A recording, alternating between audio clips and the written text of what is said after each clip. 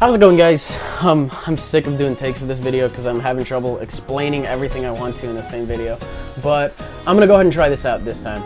If you're watching this video, this means you are interested in, entering this theme team tournament of mine, or you just like clicking everything I post, which, both are cool. Both are cool. So, some of you from, subscribed from earlier this year might recognize that I tried to do 2 of these tournaments, and they didn't really go so well because 5th gen was still kind of unfamiliar. Tiers were up in the air. Not everybody had 5th gen. I feel at this point, over a year later that it's been released in Japan, that all 3 of those should have been fixed. The metagame is pretty damn solid to this point, and I feel like I can run this, with a moderate amount of success. Plus, there will be cash prizes at the end, so if that wasn't an incentive, it's an incentive now, because I didn't have one in the other one. But, let me go on to explain what a theme team is. I kind of have trouble explaining it every time, so it's really, fucking super obvious to me, at least. But you pick Pokemon that correspond to a particular theme, be it, bosses from a video game like I've chosen, or, main characters from a TV show, main characters from an anime, main characters from a video game, or just a video game in general.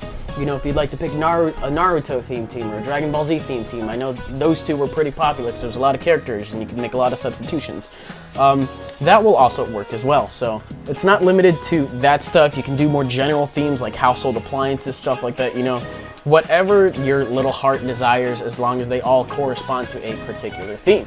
So, or you could even do like household pests. Speaking of, I saw a scorpion yesterday, so you could do like household pests like Eradicate and like other stuff. I don't know. I'm just throwing out examples. It should be a fairly obvious term.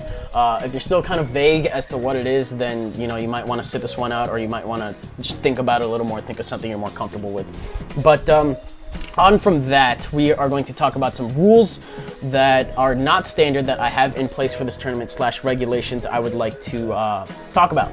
So first one is, what kind of tournament this is going to be. This is going to be a single elimination tournament. It's the easiest on me to keep track of everybody since there's probably going to be a lot of people entering. You lose once and you're gone. That's how it goes.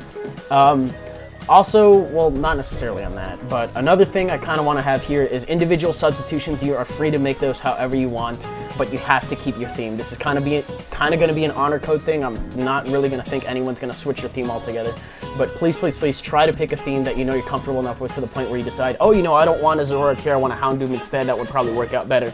Or, I don't like an Infernape, this Goku, I can swap it out for something else. That's also good. Just stick with your theme. That'll be fine. Battling rules are going to be, basically standard. I feel like everyone that watches my videos is going to be familiar enough with those. If you'd still like to enter and you don't know what standard rules are, those are going to be in the description as well. They're probably going to be at the very bottom since a lot of people know them.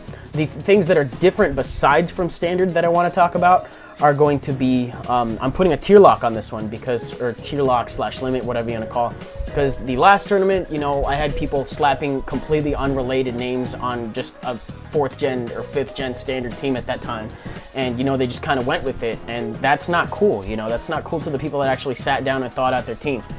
So what I'm doing is I'm forcing it so you can't have more than half your team from one tier. So it has to be 3 OU max, 3 BL max, etc., all the way down to Little Cup as well. if you really want to dip into those tiers, I never thought I'd have to say this, but you're only allowed to have 3 Little Cup max. It applies for all the tiers. So the highest you can go is 3 OU and 3 UU. BL will be counting in OU. BL2 will be counting in UU. I don't know why I didn't make that clear, but I'm just kind of grouping those.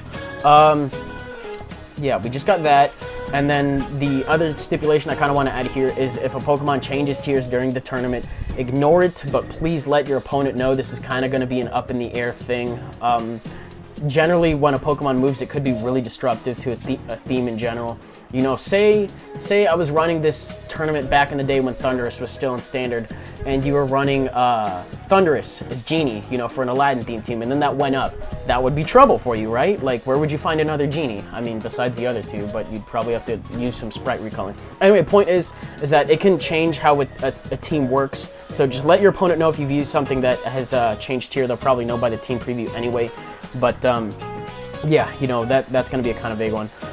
This one is something, that's going to be a little bit more circumstantial, and this one will also probably kind of shy a lot of people away from this, but you know what? I really don't care, because I don't want this running rampant. Clear skies on this one. All forms of weather are banned. I cannot stress that enough. manual or auto, they are not allowed in this tournament. If you catch anybody using drizzle, drought, sandstream, snow warning, you know, rain dance, sunny day, sandstorm, hail, any of those moves slash abilities, let me know and they will be disqualified on the spot. There's to be no weather in this tournament. If you want to use Tyranitar or, you know, fucking soundproof Abomasnow, I will handle those on a case-by-case basis, but generally stuff with auto weather is not to be allowed in this tournament, and neither are the moves. So, having those two in place, let's go ahead and talk about the other things that I kind of want to go with. All the Pokemon on your team have to have a nickname, and they all have to go with the theme. That's the thing. That's the thing about a theme team. They are all nicknamed for that purpose. You know, Dragon Ball Z theme team, I expect everything to be nicknamed after something by Dragon Ball Z. And if I see one stock nickname, you know that's not gonna fly. They all have to be nicknamed. I've had people go through last time that have had like 4 things nicknamed, and then they've had 2 that weren't nicknamed because they weren't able to name them. Trade them to somebody with 7, then trade them back. Everything has to fit. So, your theme also, we kind of had an issue with this one as well. Your theme cannot be any of the following. You can't have monotype, monocolor, rainbow, weather, since weather is banned, trick room, gravity, region, tier, or any other Pokemon related theme, you know, like Gary's team from the anime or Cynthia's team from the game or anything like that. You can't have any theme that is Pokemon related or related to a mechanic slash popular team in game. You can't do that. The point is to think about something that's a little more creative and then just run with it. I can't believe that I actually have to, you know, elaborate on this one, but some people can and will do that. So the point is to base it on something other than Pokemon, basically.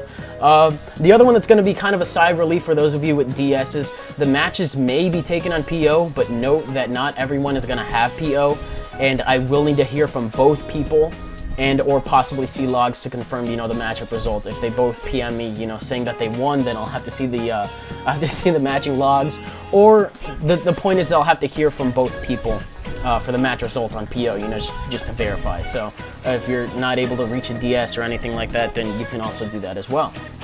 I think that is everything I wanted to cover on this little notepad thing. I have standard rules on the bottom, you know, just to let you guys know what's going on. And I think that should do it. So if you're interested in joining this tournament despite everything I have just said, or if you've forgotten anything, I will leave all the rules in it to the description. If there's anything I have to change, the description will take place over the video, since that'll be more up to date and I can update that as well. What else? Just say I'm in. You don't have to say 4th gen or 5th gen in this one. Just say I'm in, and then post it with the account that you're going to be using it from. So if you have an alternate account and you'd like people to, you know, PM you at your main one, post with your main, please, you know, just to avoid any confusion. I don't know how big this tournament is going to be. I think I had a 256 or a 128 bracket last time, so I'll kind of just keep going until they fill up needlessly. But that's it out of me for right now. So I hope you guys will enjoy this tournament. I will determine what the prizes are going to be like later. And we can just roll with that. So post a comment, you know, let me know you're signing up. I'll try to make the brackets. Those are probably going to be up next week, which gives you time, you know, to formulate a team and such. Yeah, that'll do it. I got battle video coming up later today. Probably record Penumbra for tomorrow. And yeah, see you guys later.